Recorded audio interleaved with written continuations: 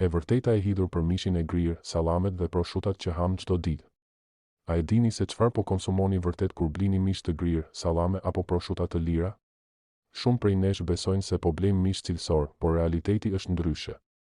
Mishi i grirë i paketuar shpesh përmban mbetje nga pjesë të ndryshme të kafshës, dhjam të tepërt, inde lidhëse dhe madje edhe ngjyrues artificial për ta mbajtur të freskët më gjallë.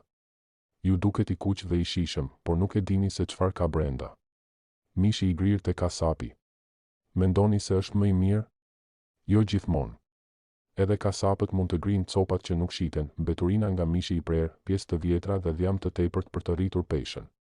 Nëse nuk e zgjidhni vetë mishin që do të bluhet, nuk mund të jeni të sigurt se çfarë po merrni. Sallamet dhe proshutat e lira. Këto janë ndoshta më të këqijat. Pse? Sepse shumica përmbajnë jo vetëm dhjam e mbetje mishi, por edhe mëlçi, lëkurë dhe madje edhe kocka të bluara, konservues kimik si nitrati dhe nitriti, të cilët lidhen me rreziqe për shëndetin ngjyrues dhe aromatizues artificial për të fshehur përbërësit e dobët.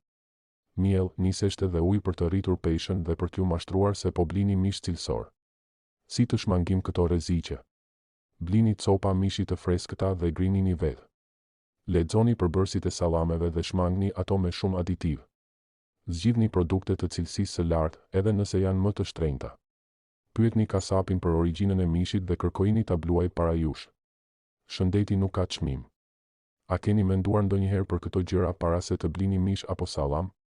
Bashkohuni në diskutim dhe ndajeni mendimin tuaj. Mos harroni të pëlqeni videon dhe të ndiqni faqen për më shumë informacione të rëndësishme. Ky status është vetëm për qëllime informuese dhe nuk mbajmë përgjegjësi për zgjedhjet tuaja ushqimore.